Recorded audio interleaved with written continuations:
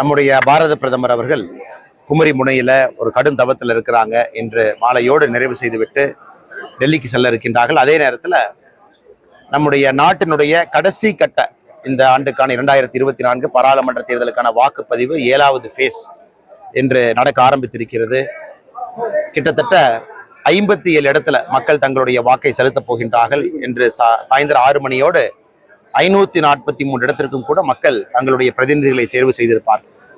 இந்த நேரத்தில் நம்முடைய பாரதிய ஜனதா கட்சி சார்பாக நம்முடைய மாவட்ட தலைவர் பாலசுப்ரமணியம் அவர்கள், நம்முடைய இந்த பகுதியினுடைய வெற்றி வேட்பாளர் அஸ்வத்தாமன் அவர்கள் அனைவரும் இங்கே இணைந்து காலையில் நேரமா நம்முடைய சிவபெருமான் அவர்களிடம் அபிஷேகம் செய்து தமிழக மக்கள் நன்றாக இருக்க வேண்டும், அதே நேரத்தில் பாரத பிரதமர் நரேந்திர மோடி அவர்கள் 3வது முறையாக ஆட்சி கட்டளை அமர வேண்டும் என்கின்ற ஒரு வேண்டுதலை வைத்திருக்கின்றோம். நிச்சயமாக சிவபெருமான் இதை நிறைவேற்றி கொடுப்பார் என்கின்ற முழு நம்பிக்கை எங்களுக்கு இருக்கு. அதே நேரத்தில் பத்திரிகை நண்பர்கள் வந்திருக்கிறீங்க, ரொம்ப நேரமே 7 மணிக்கெல்லாம் வந்திருக்கிறீங்க. கேள்வி இருந்தால் கேளுங்க, பதில் சொல்றேன். ஓய்வு பெறும் நாள்ல அதிகாலையில காலையில அவர் சஸ்பெண்ட் செஞ்சுட்டு ஈவினிங் திரும்ப ரத்து பண்ணிருக்காங்க. எங்கீங்கன்னா எங்க அவர் ஏதோ ஒரு பழைய கேஸ் வெள்ளத்துறை ஆமா நேற்று சஸ்பெண்ட் பண்ணாங்க. அப்புறம் திரும்ப கோர்ட் ஒரு 5 lakhs மட்டும் அவரோட இது பிடிச்சிட்டு திரும்ப நம்முடைய மாவட்ட தலைவர் அவர்கள் சொல்வது போல நேற்று காலையில சஸ்பெண்ட் செய்துவிட்டு நேற்று சாயந்தரம், அதாவது அவருடைய கடைசி நாளாக இருக்கும் பொழுது அதை ரிவோக் பண்ணியிருக்கிறாங்க. ஏன்னா கோர்ட்டினுடைய உத்தரவு உள்ள வந்திருக்கு. நான் எப்பொழுதுமே ஒரு காவல்துறையில அரசு அதிகாரியாக இருக்கும் பொழுது அந்த கடைசி நாள்ல சஸ்பெண்ட் செய்வது என்பது அது எப்பொழுதுமே ஒரு அரசியல் காழ்ப்புணர்ச்சியை மட்டும்தாங்க நான் காட்டும். சஸ்பெண்ட் பண்றா எப்ப வேணாலும் பண்ணலாம், எப்ப வேணாலும் ஆக்ஷன் எடுக்கலாம். அதே நேரத்தில் கோர்ட்டு தலையிட்டு இருக்குது. எனக்கு முழுதாக இந்த விவரத்தை பத்தி தெரியாதுங்கன்னா, மாவட்ட தலைவர் அவர்கள் சொல்வது போல மேட்ரு கோர்ட்ல இருக்குங்கன்னா கோர்ட்டு பார்த்துக்குவாங்க. 5 லட்சம் ரூபாய் கோர்ட்டு பிடிச்சு வச்சிருக்கிறாங்க. அதன் பிறகு என்ன ஃபியூச்சர்ல நடக்குதோ கோர்ட்டினுடைய தலையீட்டின்படி இது நடக்கும் என்று சொல்கின்றார்கள். அதனால் பொறுத்திருந்து பார்ப்போம். கன்னியாகுமரி வரைக்கும் அண்ணா இதுல அரசியலுக்கு ஒண்ணுமே இல்லைங்கண்ணா. அதாவது ராகுல் காந்தி அவர்களோ, மல்லிகார்ஜுன கார்கே அவர்களோ, மம்தா பானர்ஜி அவர்களோ அவர்கள் இன்று நாளை மறுநாள் என்ன வேணாலும் செய்யலாம். அரசியலமைப்பு சட்டத்துல உரிமை இருக்கு. யாரும் தடுப்பதற்கு எங்களுக்கோ பத்திரிகை நண்பர்களுக்கோ உரிமை இல்லை, உங்களுக்கு தெரியும்.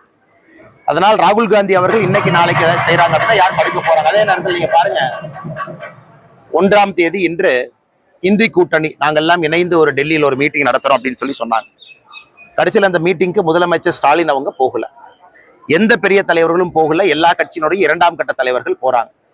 நேற்று காங்கிரஸ் ஒரு அறிக்கை கொடுத்திருக்கிறாங்க. இன்று நடக்கக்கூடிய எக்ஸிட் போல், அதாவது தேர்தல் முடிந்த பிறகு வரக்கூடிய ஒரு அனுமானமான யாரு ஜெயிப்பாங்க அப்படிங்கிற எக்ஸிட் போலுக்கு காங்கிரஸ் பங்கேற்காதுன்னு சொல்லியிருக்காங்க. இதுல என்ன தெரியுதுங்கன்னா, இன்று நடக்கக்கூடிய இந்தி கூட்டணி மீட்டிங்க்கு எந்த தலைவர்களும் போக மாட்டேன் அப்படிங்கிறாங்க.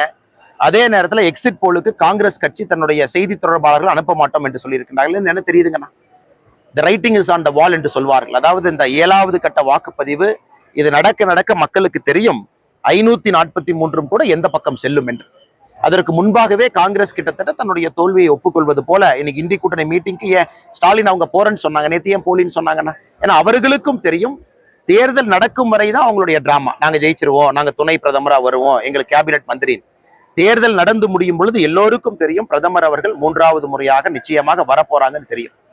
அந்த நேரத்துல எதை அரசியல் செய்வது என்று தெரியாமல் பிரதமர் அவர்கள் தனிப்பட்ட நிகழ்வாக கன்னியாகுமரிக்கு வந்திருக்காங்க. ஒரு பாரதிய ஜனதா கட்சியினுடைய ஒரு தொண்டன் கூட அங்கே செல்லவில்லை வரவேற்பதற்கு.